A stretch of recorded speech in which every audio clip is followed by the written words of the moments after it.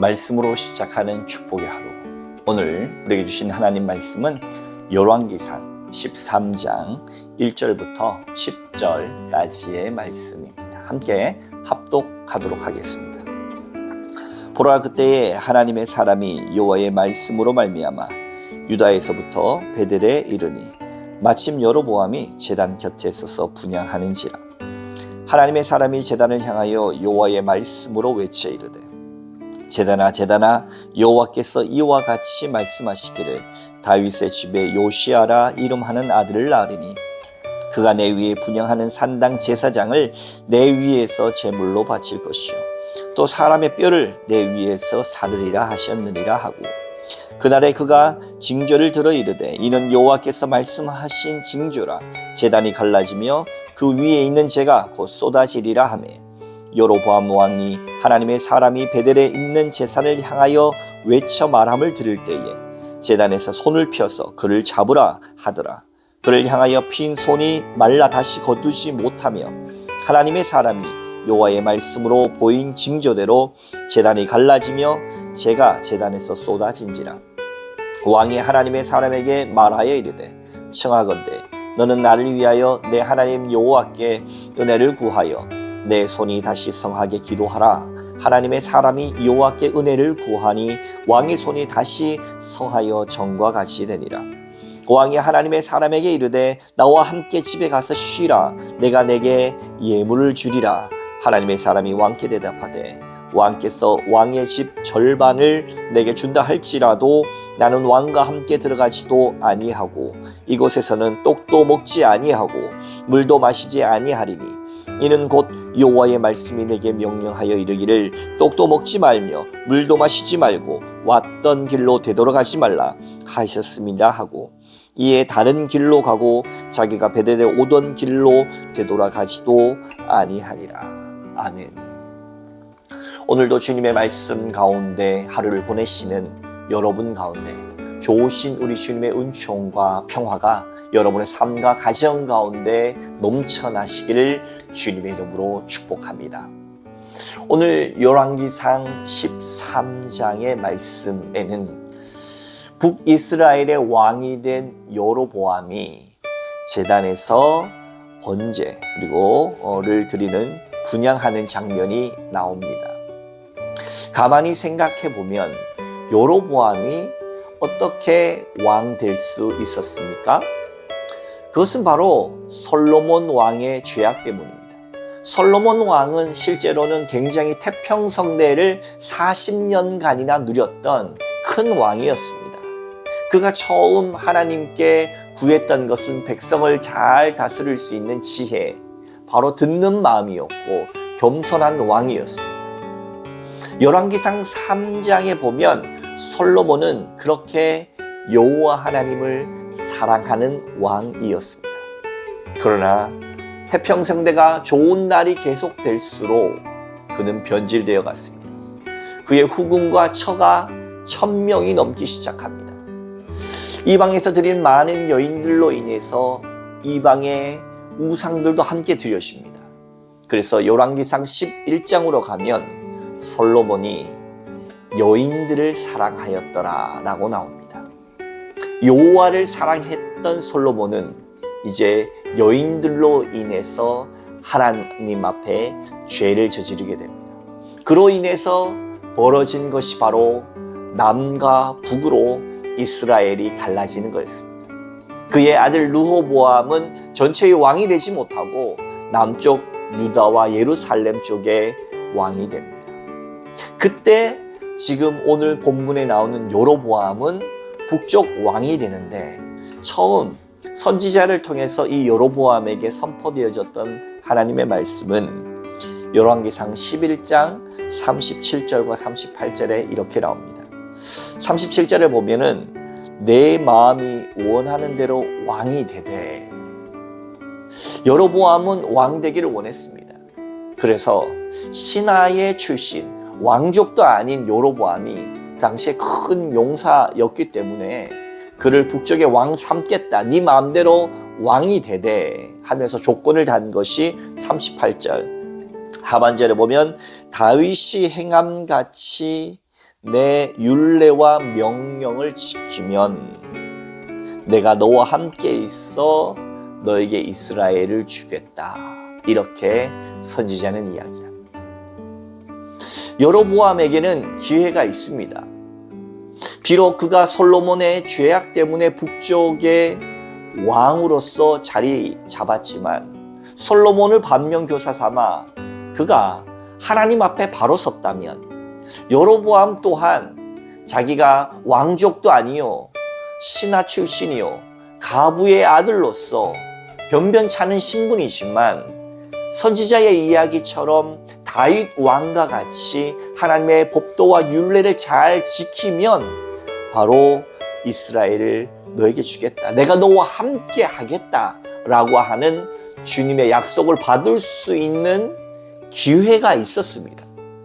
그러나 여로보암은 앞부분에만 방점이 찍혔습니다.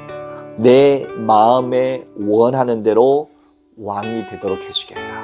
내가 왕이 된다라고 하는 것에 심취되어서 하나님의 말씀을 지켜야 한다는 것, 하나님께로 위임받은 권력이라고 하는 것을 새카맣게 잊어버리고 정말 모든 것을 자기의 마음대로 해버립니다. 오늘 13장 전에 보면은 우리가 어제 읽었듯이 마음대로 제사장을 세웁니다. 마음대로 절기를 정합니다. 마음대로 성소를 세웁니다. 그러니까 유다에서 하나님께서 하나님의 사람을 보내어 그를 경고합니다. 그것이 바로 오늘 2절 그리고 3절의 말씀입니다. 2절과 3절 말씀 다시 한번 봉독합니다. 하나님의 사람이 제단을 향하여 여호와의 말씀으로 외쳐 이르되 제단아 여호와께서 이와 같이 말씀하시기를 다윗의 집에 요시아라 이름하는 아들을 낳으리니 그가 내 위에 분향하는 산당 제사장을 내 위에서 제물로 바칠 것이요 또 사람의 뼈를 내 위에서 사르리라 하셨느니라 하고 그날에 그가 징조를 들어 이르되 이는 여호와께서 말씀하신 징조라 제단이 갈라지며 그 위에 있는 재가 쏟아지리라 하네. 하나님의 사람이 분향하고 있는 여로보암에게 옵니다. 모든 것을 마음대로 해버리고 있는 하나님의 율례와 법도도 없이 자기 마음대로 행하고 있는 여로보암에게 가서 경고합니다. 다윗의 자손 중에 요시아라고 하는 사람이 나옵니다. 300년 후에나 있을 요시아 개혁을 이야기합니다. 이 모든 산당을 처리합니다. 요시아는 개혁을 일으켜서 모든 우상 숭배와 제단을 사라지게 만듭니다. 지금은 이렇게 분향하고 있지만은 결국 여로보암은 그 제단에서 제사장을 불살라져서 그 뼈가 제단에 뿌려졌다라고 하는 것은 그 제단은 더럽힌 제단이 된다는 것입니다. 결국 쓸모없는 제단으로 만들어 버리겠다라고 하는 겁니다. 왜 그렇습니까? 하나님을 섬기려고 만든 이 제단이 하나님을 이용하고 있기 때문입니다.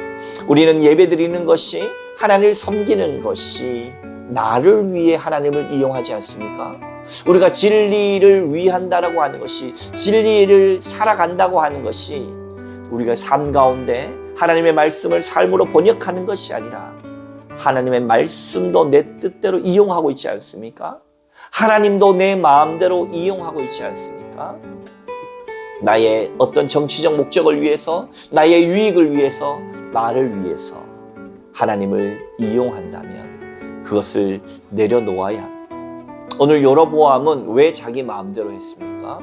그의 마음 가운데 두려움이 가득했기 때문에. 두려움이 가득하니까 저기 남쪽에 있는 르호보암 왕에게로 많은 백성들이 돌아가 버릴 것 같으니까 그 두려움의 발로에 의해서 처음 선지자로부터 받았던 말씀처럼 그럼에도 불구하고 묵묵하게 하나님의 말씀을 따라 살아가기로 작정했다면 아마 역사는 달라졌을 것입니다. 그러나 그 두려움의 발로로 인해서 하나님의 말씀은 온데간데없고 자기 마음대로 행해진 정치가 결국 그 나라의 패망으로 보응받게 됩니다. 사랑하는 성도 여러분, 오늘 이 하루 살아가시면서 우리는 하나님의 말씀 가운데 우리의 두려움을 가지치게 해야 합니다. 다윗도 도망자 신세일 때에 그는 내가 여호와의 품 안에 여호와의 날개 아래 숨겠다 말합니다. 사랑하는 성도 여러분, 두렵습니까? 우리의 삶에 공고합니까? 이 경쟁 체제 속에서 하루라도 불안해서 견딜 수 없는 마음입니까? 하루하루 살아가내는 것이 지옥과 같습니까? 그럴 때 하나님을 의시하시기 바랍니다. 많은 사람들은 하나님의 날개 아래 피하는 것이 아니라 도박으로, 술로, 마약으로, 세상의 쾌락으로 피할 때에 순간 나의 두려움을 잊게 해줄 수는 있지만 결국 그 후유증으로 그의 인생은 패망하고 맙니다. 하나님의 말씀으로 피하시기 바랍니다. 하나님의 날개 아래 안전하게 피하시기 바랍니다. 내 모든 두려움도, 내 모든 아픔도, 상처도 하나님의 날개 아래서 주님께 맡기고 하나님의 말씀 가운데 설 때 하나님이 우리의 모든 두려움도 해결하는 줄로 믿으시기 바랍니다. 그러나 여로보암은 자기 마음대로 했습니다. 자기가 두렵고 결핍된 것을 자기가 세상의 방식으로 풀어냈습니다. 결국 하나님의 사랑은 그의 손을 마르게 하고 또 치유하는 사건을 통해서 다시 한번 경고하면서 돌아오기를 청하지만 이미 눈이 멀어버린 이 여로보암 왕은 오히려 하나님의 사람을 회유하고 뇌물 주어서 그를 사로잡아 자기 밑에 두고 자신의 종교적 정당성을 그 선지자를 통해서 또 확보하려 합니다. 끊임없이 하나님을 이용하려 했듯이 하나님의 사람도 이용하려 들고 있습니다. 한번 무너져버린 이 마음은 회복될 길이 없습니다. 여러분, 혹시 여러분 마음도 그러합니까?